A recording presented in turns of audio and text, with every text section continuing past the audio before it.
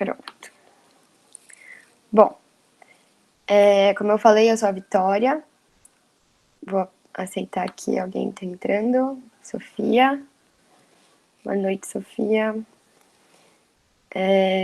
Se mais alguém quiser entrar, se alguém falar alguma coisa no grupo, por favor, me avisem. Mas eu tô atenta aqui. Eu vou apresentar minha tela. E, bom, hoje é a nossa aula de introdução à literatura. Eu vou só abrir o arquivo aqui.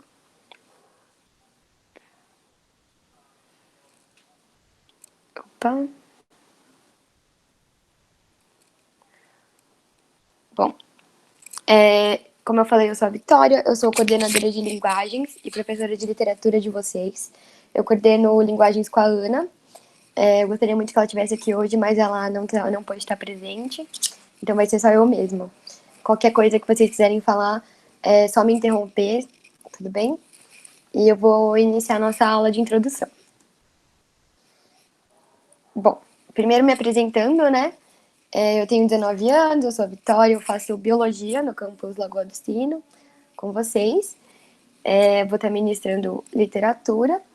E eu queria perguntar se alguém que gostaria de se apresentar, se vocês gostariam de se apresentar para mim. Eu gostaria muito de conhecer vocês, se tiver sua vontade para falar no chat, o que vocês quiserem. Eu queria dizer que eu vou disponibilizar tudo que eu falar aqui no Classroom e no Drive, tanto em formato de vídeo quanto em formato de PDF. Vou disponibilizar exercícios, materiais extras, mapas mentais. Enfim, eu vou trabalhar com alguns tipos de materiais aqui para você, para que a gente consiga abranger com vocês, né? Para que a gente consiga abranger o maior número de possibilidades, né, de aprendizado possível. Gostaria de deixar aqui o meu e-mail e o meu número de telefone para vocês, como contato sempre aberto, então vocês podem sempre me procurar por esses dois meios, né? Que seria o meu e-mail e o meu telefone. Podem mandar mensagem no WhatsApp, podem enviar alguma coisa lá no Classroom também, ou no Drive, como vocês preferirem. Bom, eu vou só desligar aqui a câmera para não ficar... Boa noite, Sofia, prazer. Vou desligar a câmera só para não ficar muito pesado depois na gravação, mas a gente vai começar a conversar aqui um pouquinho e vocês fiquem à vontade para me interromper, qualquer coisa do tipo. Deixa eu só conferir se ninguém mais vai entrar. Aqui a Camila. Bom, então vamos lá. O que é literatura, né? O que é literatura e estudo? Eu queria perguntar para vocês, primeiramente, o que vocês entendem como literatura, qual tipo de contato com a literatura vocês já tiveram. Enfim, se vocês quiserem compartilhar aí comigo alguma coisa, fiquem à vontade. Ninguém me autoriza? Alguém falou no grupo? Sim, a Nataliane. Acho que ela que tá pedindo pra entrar. Putz, não apareceu aqui. Será que... Pede pra ela entrar de novo, que eu autorizo. Vou avisar ela, então. Tá bom. Vamos esperar ela entrar, então. Eu não sei editar vídeo, gente, então provavelmente essas coisas vão aparecer pra vocês na gravação que eu disponibilizar, mas só pulem, enfim.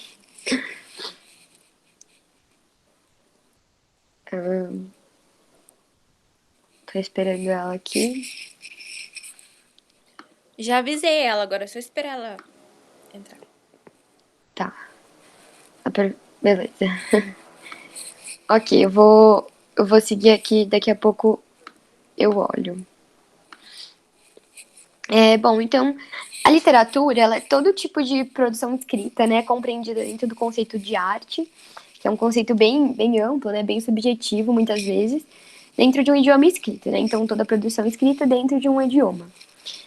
A literatura, ela é uma forma de expressão dentro das artes, que utiliza a escrita como uma ferramenta, né, assim como a música, o teatro, a pintura, entre outras formas de arte, que utilizam outros tipos de ferramentas em sua expressão, né? Então a música utiliza do canto, de alguns instrumentos, o teatro ele tem a questão da performance, né? A pintura ela tem os quadros, as tintas, os pincéis, enfim. Tudo isso são formas da gente se expressar, assim como a literatura, que é a forma escrita.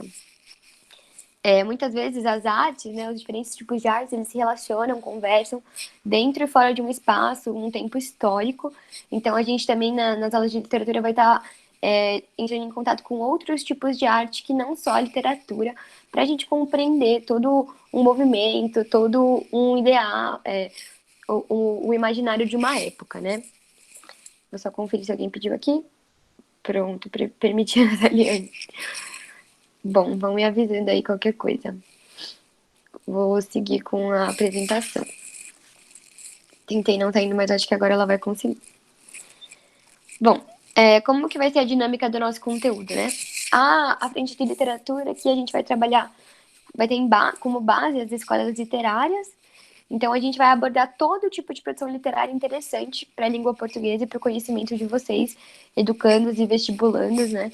Tendo em mente sempre o contexto histórico de cada movimento literário, principalmente. Vocês vão ver que as minhas aulas, elas têm um certo padrão, assim, mas é mais para vocês conseguirem identificar o que é importante vocês saberem, o que é curiosidade, o que é realmente importante vocês gravarem para o vestibular, mas também eu espero que tenha uma grande contribuição na vida pessoal de vocês, né?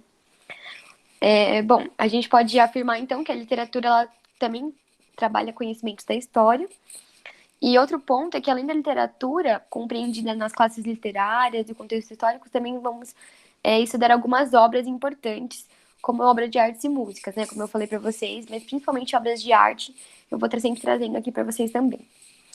Em relação à dinâmica do nosso conteúdo, a gente vai ter aulas síncronas, né? Como hoje, às terças-feiras, de 5 em 5 semanas, mais ou menos, né? De acordo com o cronograma que a gente montou na frente de linguagens. E na aula seguinte, né? Então, eu tô dando aula hoje, na semana que vem, eu vou estar fazendo também um plantão, né? Vou estar fazendo esse plantão sempre na semana posterior às aulas. E os dois vão ser gravados e disponibilizados para vocês nas plataformas Drive e Classroom, junto com todos os materiais de apoio que eu citei para vocês estudarem sozinhos, né? Então, arquivos em PDF, listas de exercício, leituras, algumas leituras complementares, os slides das aulas e a correção de exercício, enfim, várias outras coisas. Vou só dar mais uma olhada aqui no...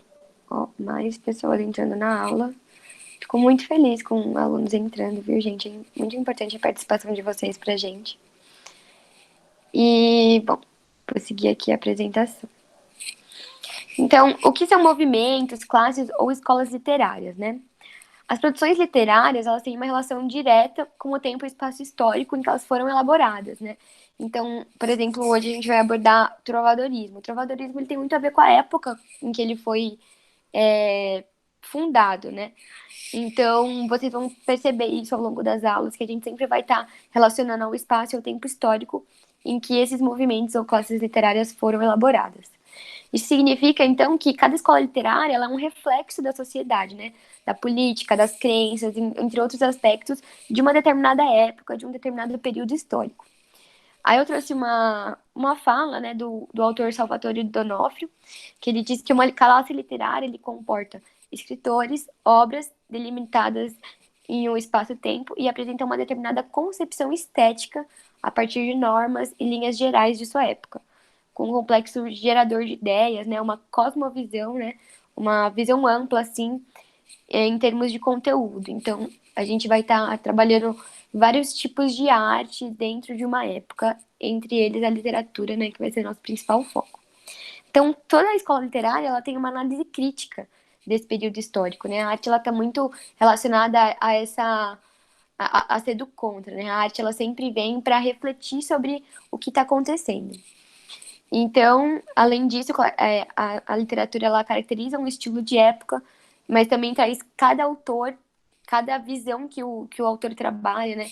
Tem tanto essa questão relacionada com o tempo, com o espaço histórico, mas também com o estilo do autor que marca o estilo individual dele, né? Isso vai estar bem presente também nas aulas. A gente vai ver diversos autores, os vestibulares, eles perguntam bastante sobre o que autor é esse, quem que fala dessa forma, qual qual que é o pseudônimo de que autor, né? Sempre a gente vai ver uma cosmovisão de época, de história, de arte, mas também um autor ligado a isso. Bom, essa foi a nossa pequena introdução para vocês se situarem um pouquinho, né, na literatura. E a nossa primeira aula hoje vai ser sobre trovadorismo. Eu queria perguntar para vocês se vocês têm alguma dúvida, como que está indo até o momento. Se vocês quiserem falar no chat ou abrir o microfone, fiquem à vontade. Pra mim tá tudo certo por enquanto. Obrigada, Ana. Priscila também falou que tá tudo ok. Se vocês acharem que tá muito difícil, que tá muito rápido, por favor, me interrompam, não tem problema nenhum. Eu gosto bastante de falar, eu gosto bastante de explicar, vocês vão ver. Eu dou aula de uma matéria que eu gosto bastante, que é a literatura. Então eu espero passar isso para vocês, né? Que vocês consigam perceber esse amor também, né? Do conhecimento pelo conhecimento, não só uma questão de vestibular. Eu vou começar a apresentar a nossa aula de trovadorismo, então.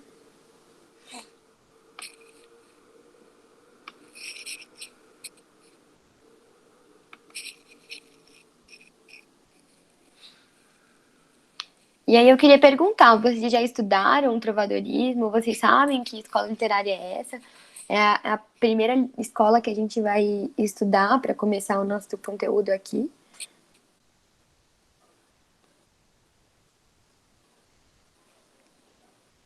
Eu nunca. Que eu me lembre, eu acho que eu nunca nem vi.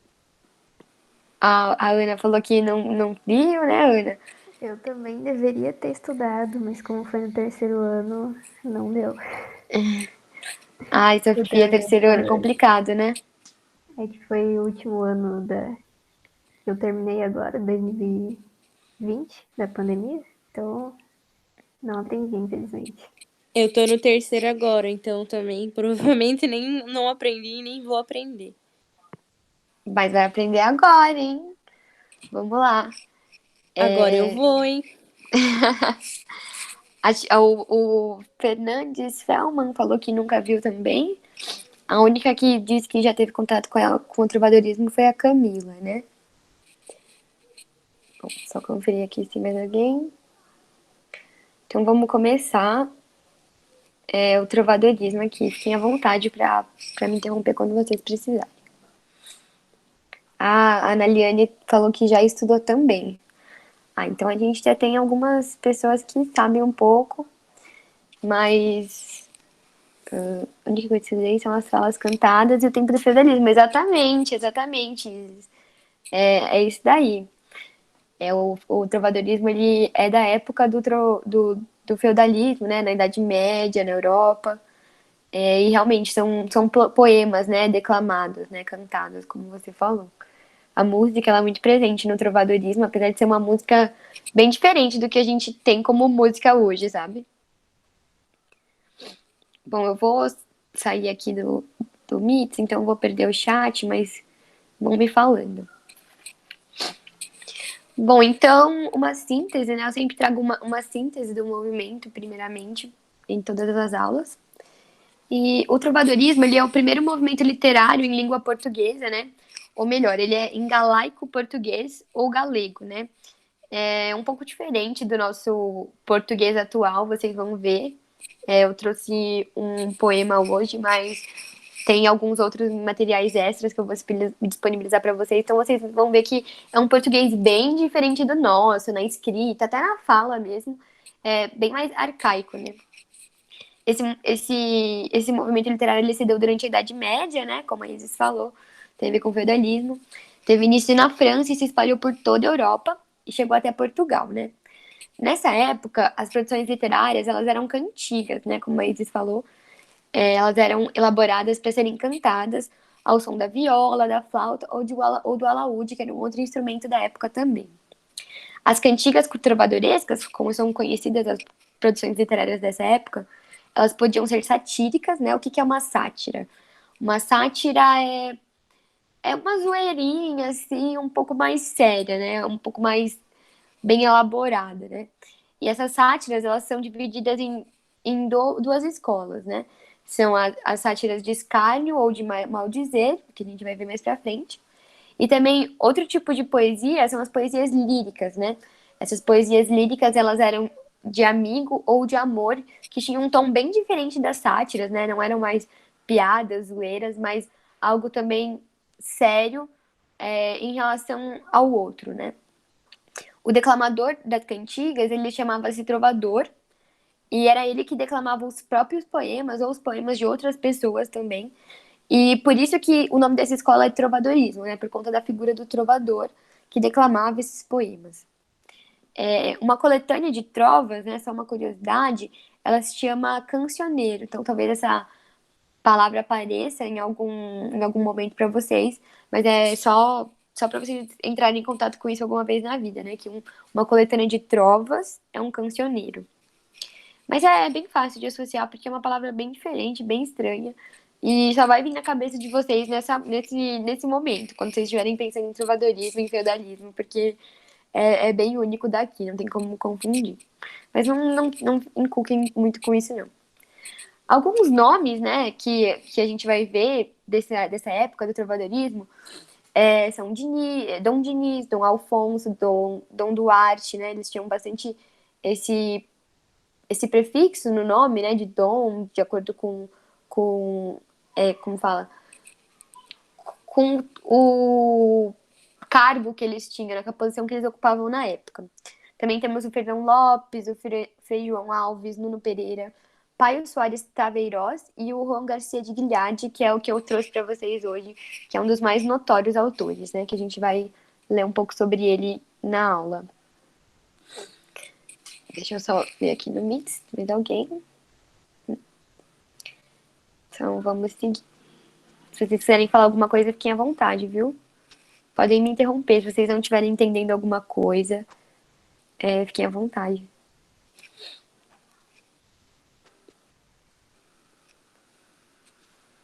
Posso passar? Vocês acham que tá ok até aqui?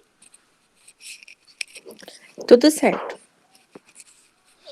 Tudo bem, Ana. Vocês entenderam o que é uma trova, né? Que é a produção literária da época. Quem que é o trovador, por isso que é o nome do movimento literário. São mais essas palavras-chave que a gente vai pegando ao longo da aula, né? A questão da Idade Média, do som. Esses tópicos que eu coloco nos slides geralmente são para sintetizar, né, o pensamento, aquilo que vocês precisam lembrar, né? Algumas palavras-chave que vão auxiliar vocês na hora que vocês estiverem estudando, resolvendo questões, enfim. Bom, então, falando um pouco do contexto histórico desse movimento literário, né? Ele pertence à Idade Média, onde a principal instituição social da época era a Igreja Católica, né? Assim como o cristianismo, e ambos possuíam uma forte influência sobre a sociedade, os valores dessa sociedade, como o pensamento, o comportamento humano, né? Então a Igreja Católica, ela ditava as regras da época, né? Como que as pessoas deveriam pensar, como que as pessoas deveriam agir, se comportar, enfim. Então, os valores dessa sociedade, eles eram muito pautados no cristianismo, né? Por conta da força da Igreja Católica na época. O teocentrismo, né, que é o Deus como centro de todas as coisas, né? O pensamento de que Deus ocupa o centro de todas as ideias, ele era um dos pensamentos vigentes, né? Um dos pensamentos mais fortes na época por conta da Igreja Católica, por conta do cristianismo. E o que isso impactava? O que isso significa? Significa que muitas vezes o ser humano ele era deixado em segundo plano, né? Então, como Deus, como a igreja, como a religião sempre estava no centro das discussões, o ser humano, a questão humana, os sentimentos, eles eram deixados de lado, né? E então, a era medieval, né, a Idade Média, ela também tinha presente, né, como principal sistema, o sistema feudal, né, o feudalismo, como vocês falaram. O feudalismo, ele é composto por basicamente três divisões, né, como vocês podem ver aí no slide. Onde uns rezam, o clero, outros guerreiam, que são os nobres, e outros trabalham, que são os servos ou os camponeses, né. Aqui no slide, os servos ou camponeses estão representados como o povo, depois a gente tem a nobreza e o clero, e em cima de tudo o rei, né, que era a figura principal.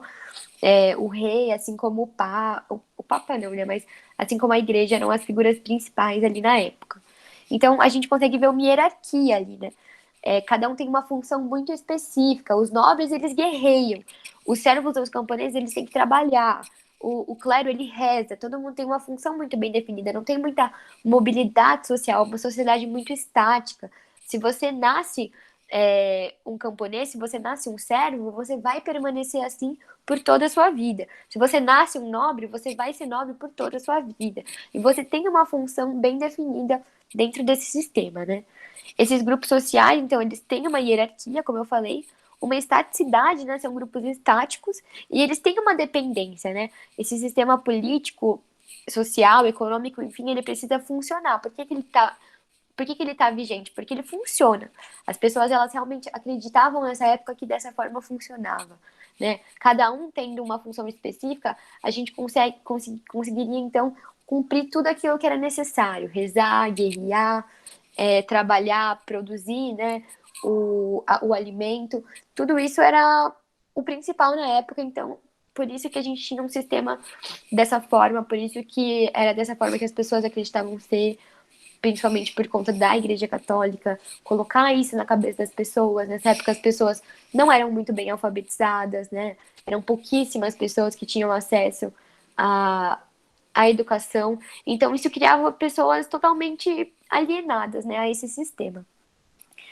A gente pode considerar, então, as cantigas trovadorescas, né, as trovas que a gente vai ver aqui, como uma metáfora para essa sociedade, né?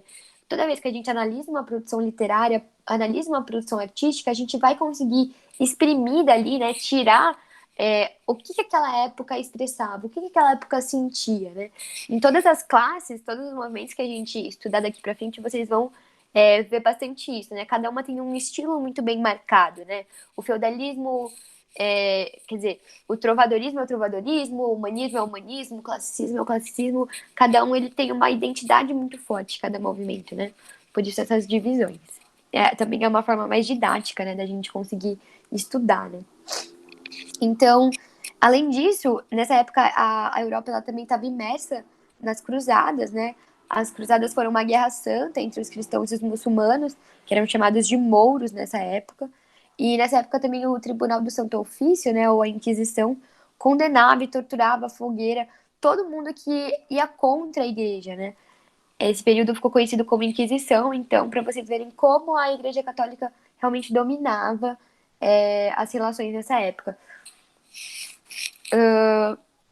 Para a gente compreender um pouco melhor o sistema feudal, a gente pode analisar esse esquema, mas eu também coloquei alguns materiais extras, vou colocar, na verdade, no Drive e no Classroom, assim como tudo que eu estou falando aqui, como eu abordei, né? Mas lá eu coloquei uma pirâmide sobre essa sociedade estática, né? Sobre a sociedade feudal, que tá bem legal. E também coloquei um mapa mental, que se vocês quiserem, vocês podem copiar numa folha de caderno, numa folha de sulfite, onde vocês quiserem. Não sei se vocês acham mais legal trabalhar com essa forma de mapa mental, como que vocês gostam de estudar, mas é sempre um bom resumo, um bom material de vocês estar dando uma olhada ali para estudar, quando estiver na época de revisão, enfim. Bom, ninguém mais entrou, vou seguir aqui. Tudo bem até agora? Tudo certo. Vocês gostam bastante de mapa mental? Que bom! É bem legal, eu vou procurar fazer bastante isso. Às vezes eu não acho um mapa tão da hora, né? Eu procuro olhar direitinho, assim, o que eu passo, porque eu quero que seja um mapa fácil de compreender, que vocês consigam ver ali uma utilidade, né? Não, tipo, um mapa mental qualquer, né? Às vezes não tem. Quem sabe eu até elabore uns. Eu, quando estava na época de vestibular, gostava muito de fazer fichamento, de fazer alguns resuminhos mesmo, na forma de mapa mental ou não, me ajudava bastante. É até legal a gente fazendo isso desde o começo, para quando chegar na época de revisão a gente não se desesperar, né? Porque às vezes chega na época de revisão e você fala, putz, não lembro de nada, caramba, como que eu vou lembrar da primeira escola literária que a gente estudou? Então, às vezes, ter uma folhinha ali com as principais palavras-chave, né? Com as principais ideias ajuda bastante. A gente fazendo isso desde o começo, né? Não só em literatura, mas em todas as outras matérias também, até em exatas, né? Colocar as fórmulas, como, quando que usa, quando que não usa. É legal vocês se atentarem a esse tipo de material que é mais fácil de lidar, né? Então agora vamos entrar nos tipos de cantigas trovadorescas, começando pelas cantigas líricas, especialmente as cantigas de amor, né? Lembrando que as cantigas líricas são divididas em cantigas de amor e cantigas de amigo. Então, as cantigas de amor, elas são sobre o amor cortês, né? O que é o amor cortês? O que é o cortejar, né? É você ficar bajulando a pessoa, né? O cortês, ele vem muito da corte, né? De você ter que ficar bajulando, de você ter que ficar demonstrando aquele sentimento, mostrar que você se importa com a pessoa, mostrar que aquela pessoa é importante para você. Era como muitas vezes o ser humano, né? A figura, o indivíduo não tem uma forma muito bem definida de se expressar, um lugar aberto, assim, né? Quando isso vinha com muita intensidade, né? Não era corriqueiro você dar um oito bem, um beijinho na bochecha. Então, quando as pessoas tinham oportunidade de expressar esse amor, era sempre uma coisa muito intensa, né? Muito forte, assim, um sentimento bem visceral. E ainda mais de acordo com os moldes da época, né? Como tem essa questão da. Ai, desculpa, gente, barulho. Mas como tinha essa questão da hierarquia, né? Então, muitas vezes havia aquela paixão por alguém que estaria hierarquicamente acima de você, né? E você não poder entrar em contato com a pessoa, você não conseguir falar com ela, pô, eu sou aqui um camponês, tô apaixonada pela princesa, enfim. Então você fica muito distante da figura do ser amado, né? Isso vai criando uma idealização, isso vai criando um sentimento muito forte. E quando você lê uma cantiga de amor lírica, uma cantiga lírica de amor, perdão, fica muito claro esse sentimento forte, né? Então, nessas cantigas, o cavaleiro, né, que é a figura masculina, o eu lírico das cantigas de amor, elas tratavam o sentimento pela mulher amada de uma forma muito distante, muito idealizada, né? É importante lembrar isso, que o eu lírico das cantigas é sempre um eu lírico masculino, e a amada é sempre uma figura feminina, né, distante, idealizada. Eles sempre pertencem a classes sociais distintas, né? Como eu falei, pô, eu sou aqui o camponês e tô apaixonada pela princesa. Então, era bem dicotômico mesmo. Dessa forma bem divididinha que a gente tá vendo aqui, né? O cara todo apaixonado pela mocinha.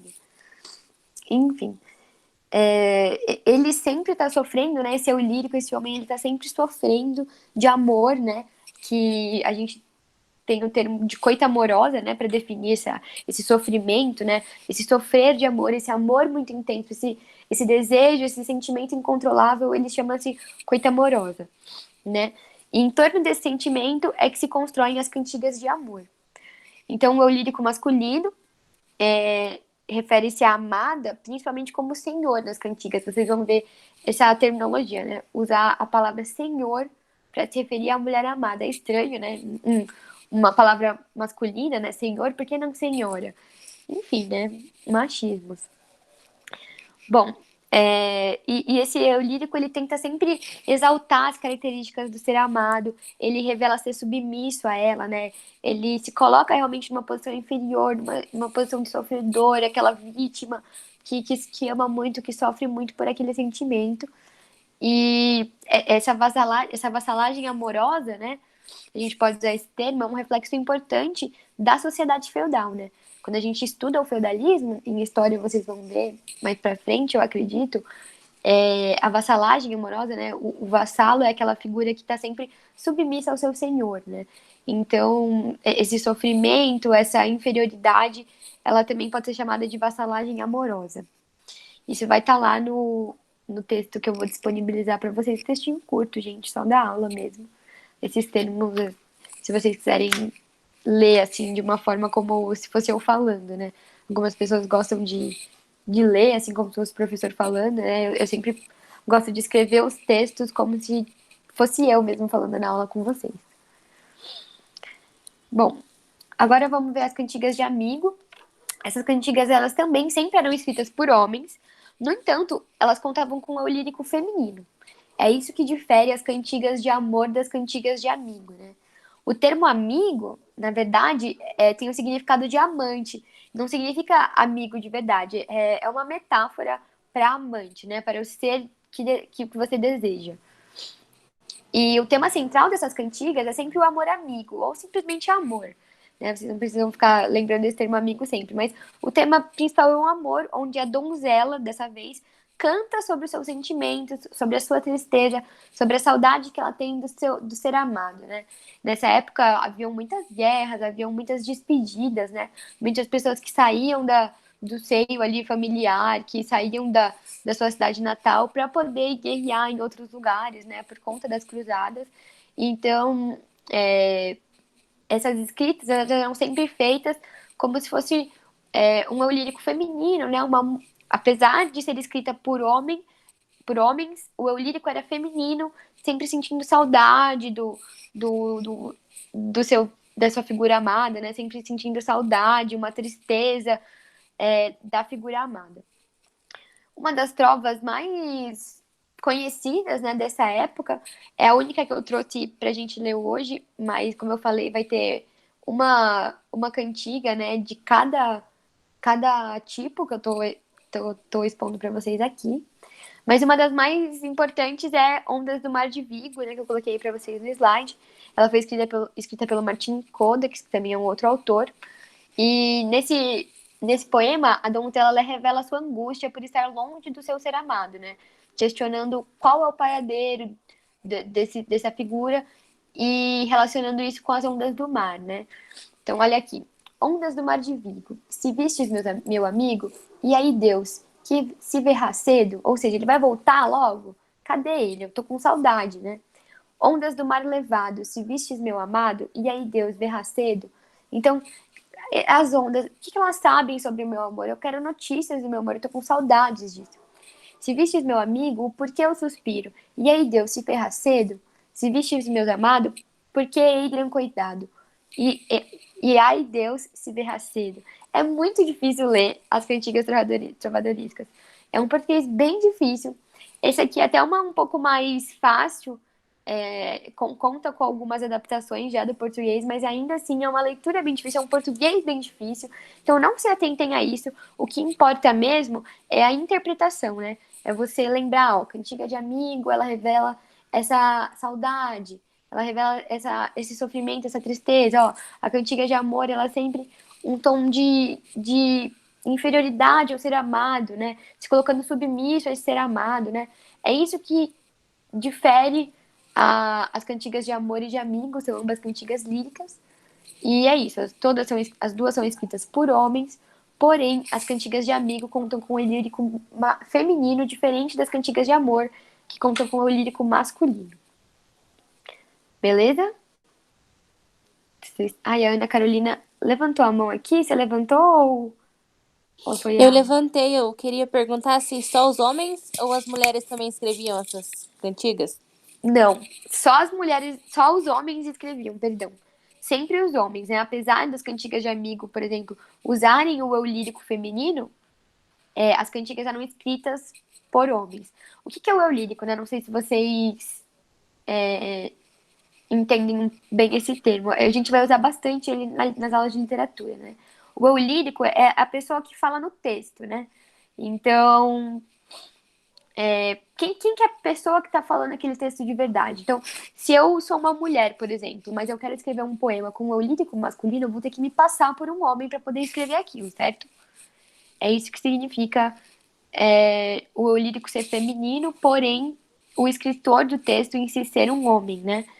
É um pouco diferente isso. A gente vai ver mais pra frente, bem mais pra frente, alguns autores que usam pseudônimos, por exemplo. O que são pseudônimos? São figuras que eles se passam por. É como se fosse um personagem que você veste. E se você se passa por outra pessoa, como se você estivesse na cabeça de outra pessoa, enfim. É bem curioso isso. Fernando Pessoa usa bastante, Drummond tem alguns também, mas isso mais pra frente que a gente vai ver. Então, a literatura ela tem essa versatilidade, né, de poder eu como mulher me colocar no lugar de um homem ou um homem me colocar no lugar de uma mulher, mas nessa época que a gente está vendo principalmente, na Idade Média, é marcado mesmo por um machismo, né?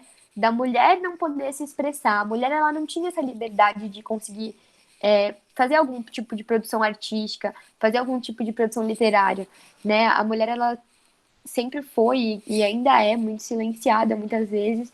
Então, por isso que aqui a gente não vai encontrar autores femininos, né? Na verdade, por uma boa parte da literatura, infelizmente, né? É um ambiente bem marcado mais por homens do que por mulheres, né?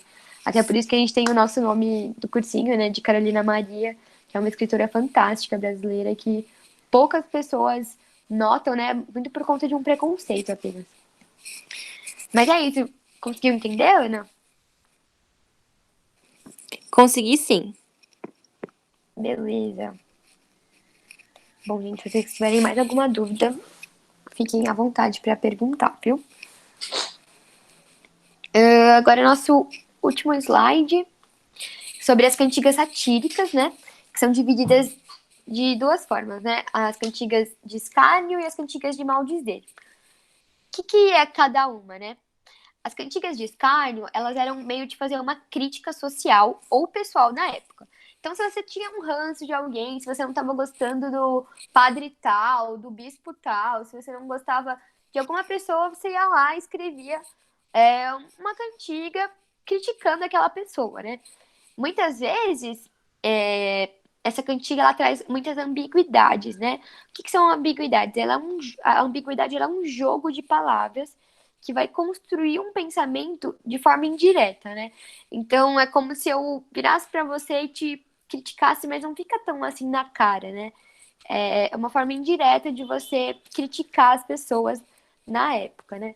Ninguém podia, nessa época, chegar assim, principalmente se você é de uma classe social mais inferior, você não podia chegar na igreja e simplesmente começar a meter o pau lá, cara, não ia rolar, entendeu?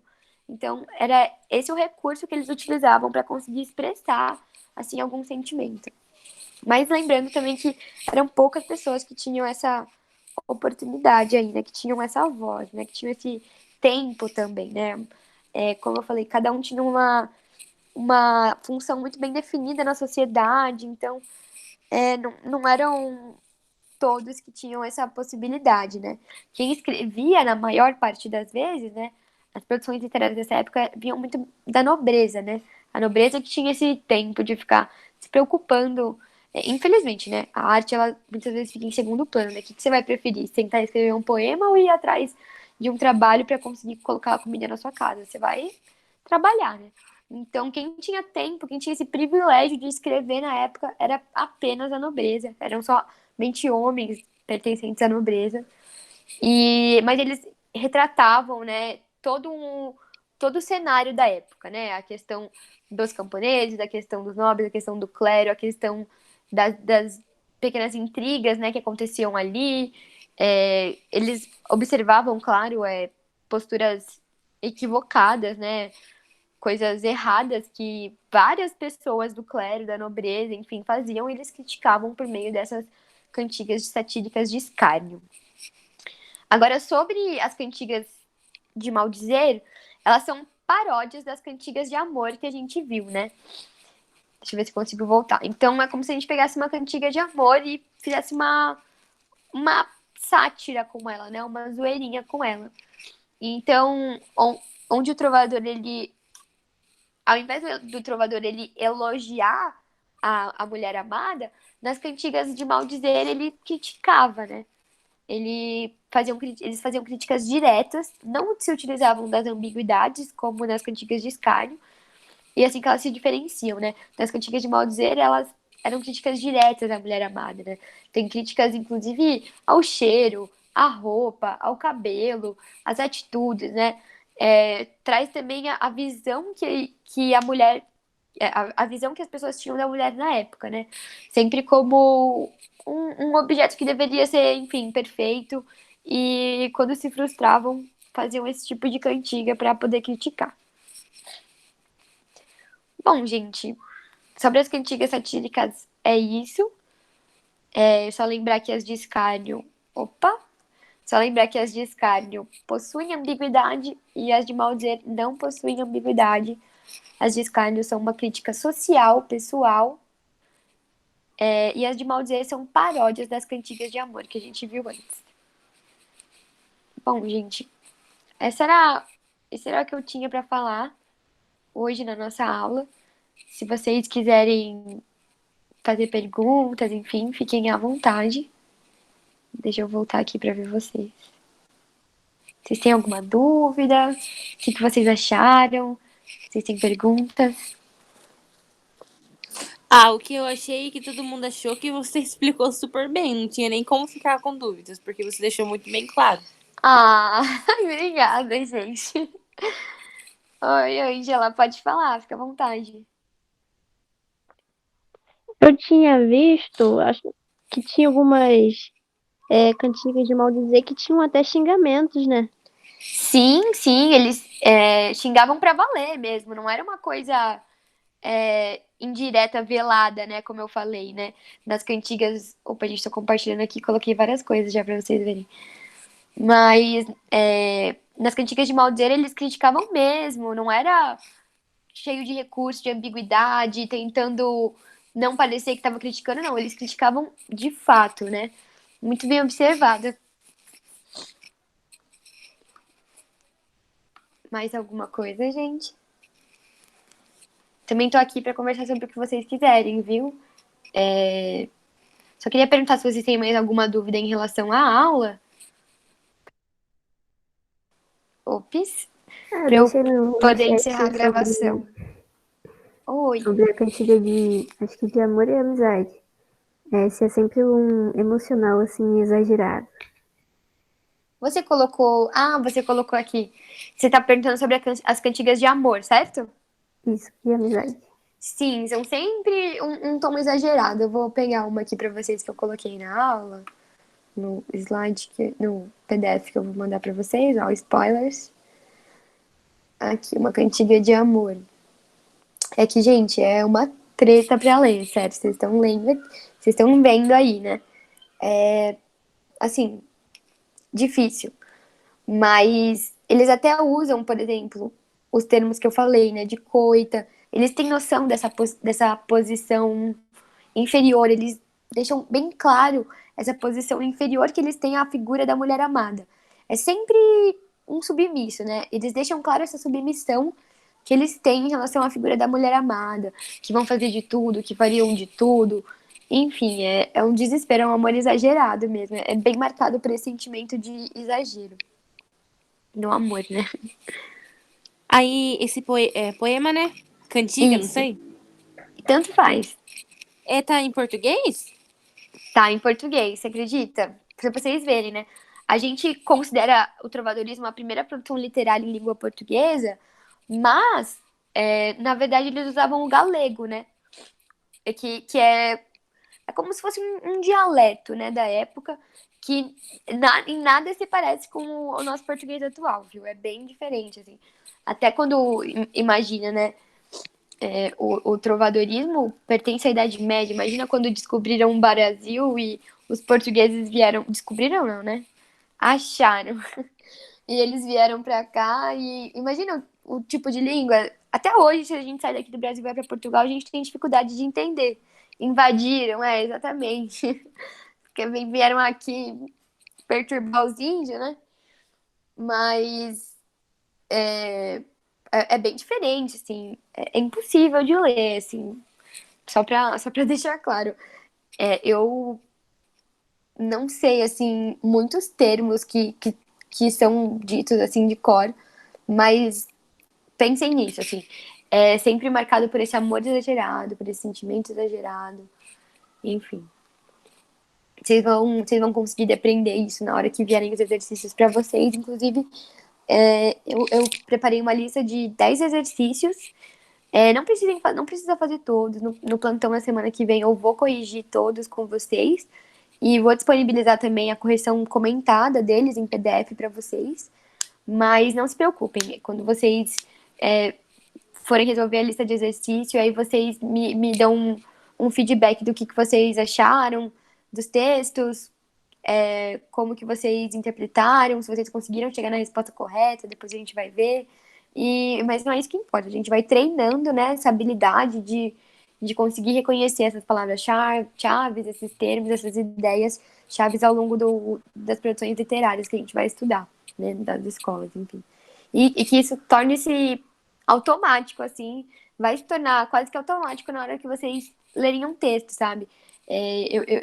O que eu principalmente quero, mas falo em nome até da equipe de linguagens, o que a gente quer é que vocês consigam pegar qualquer tipo de texto e exprimir dali alguma coisa, sabe?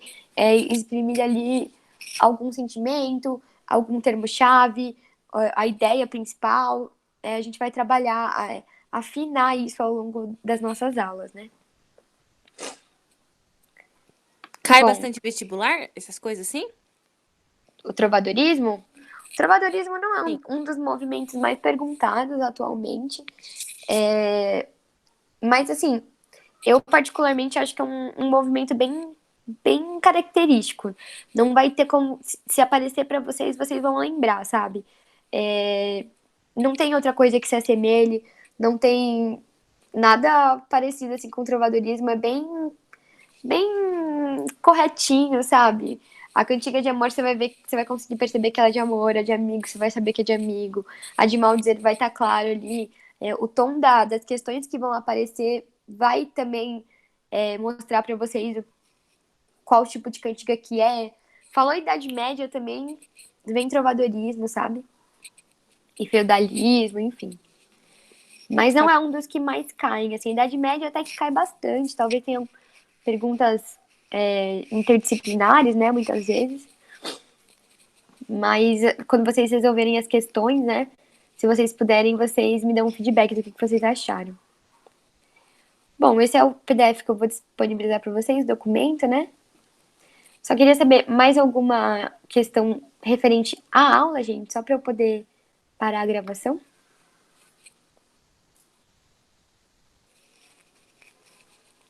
Acho que não.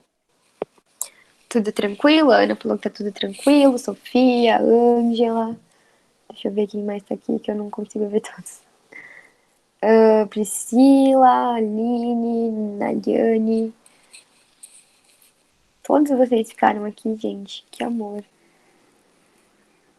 Próxima aula do quê? Vocês sabem? Eu vou interromper aqui a gravação, viu, gente?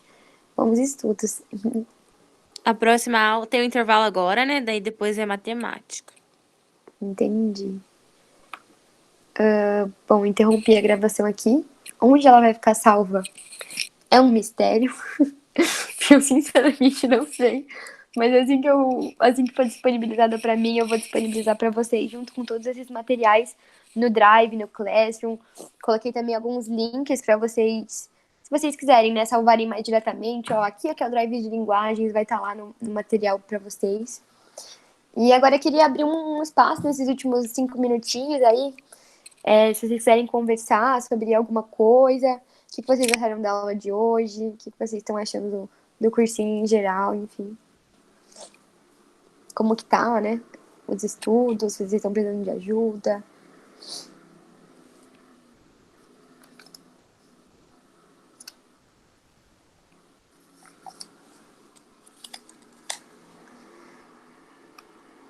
Tem um barulho chato aqui. Tudo tranquilo, tudo tranquilo. Tá sendo muito boa as aulas, Naliane, que bom. Fiquei feliz com a participação de vocês aqui. Muito mesmo. Queria dar mais aulas até. Infelizmente ou felizmente, sei lá, em linguagens a gente tem alguns assuntos, né? Alguns conteúdos para abordar, então a gente teve que se dividir aí entre uma equipe de 6 professores, né? A gente tem gramática, interpretação de texto, literatura e redação, né? São 3 professores de redação. Uma aula que a gente precisa muito. Vocês têm bastante essa demanda da redação, né? Eu tô começando a organizar, assim, vou ver se eu consigo organizar meio que um aulão. Eu ainda não pensei em uma outra palavra, não sei se seria bem um aulão. Morre de medo da redação. Não, gente, fica tranquilo. Eu quero que vocês chegue à redação e que vocês não se desesperem. É mais uma etapa, né, que a gente tem no vestibular e espero que a gente consiga ajudar vocês a perder esse medo, né, que a redação não esteja um bicho de sete cabeças para vocês, que vocês não peguem a folha e se desesperem, assim, paralisem. Existem algumas diquinhas, né, que a gente vai dando para vocês ao longo das aulas e espero que até o final vocês tenham um pouco mais de facilidade, um pouco mais de intimidade aí com a redação. Mas enfim, eu tô querendo montar alguns aulões de sexta com a equipe de linguagens, mas também com a equipe de humanas, né? Então, trazer a interdisciplinaridade para vocês, trabalhar a gramática com a literatura, trabalhar a literatura com a redação, trabalhar tudo isso junto com a história, isso junto com a geografia, com a filosofia, com a sociologia, enfim. Estou querendo trazer uma aula aí bem dinâmica, né? Mais um espaço mesmo para a gente com aula de tudo. Então, é legal. De repente a gente traz um texto, disponibiliza esse texto para vocês antes, se vocês conseguirem ler, bom, mas se não, a gente vai ler juntos também, grifar termos-chave, explicar todos os conceitos que possam estar abordados nesse texto, aprender a interpretar, aprender a pegar a redação e falar, pô, isso aqui eu sei, e ticando e construindo aquilo a partir daquilo que vocês realmente dominam, né? Que seja, assim, ninguém tá preocupado em quantidade, ninguém tá preocupado em nota, a gente só quer que vocês realmente consigam puxar, né, esses links na cabeça de vocês e transformar esse conhecimento em uma ferramenta útil, né, para que a gente atinja aí a vida universitária, né. Você acha que vai dar tempo de estudar até novembro? Acho que ainda tá gravando. Uau! Mágico! A famosa Unicamp. Gente, eu não acredito que eu ainda estou gravando. Só um minuto. Eu jurava que eu tinha clicado nesse botão. Gente, não para de gravar. Oh, não. Oh, não. Ah, eu acho que é porque eu tô... Gente, só um minuto, eu já respondo as dúvidas de vocês. Ah, eu acho que é porque eu tô apresentando. Turutu. Gente, o que eu fiz? Ai, meu Deus. Galera, eu sou perdida com o computador, vocês não estão entendendo. Deus. Eu acho que você tem que ir naquela mesma aba ali, interromper, e aparece de novo a pergunta, interromper a gravação. Aonde? Nesses Aqui? três Tipo, pontinhos. tem primeiro os 3 pontinhos, depois acho que aparece um botão verde. Interromper a gravação, aí depois aparece outra tela de novo. Olha lá, interromper a gravação. Uau!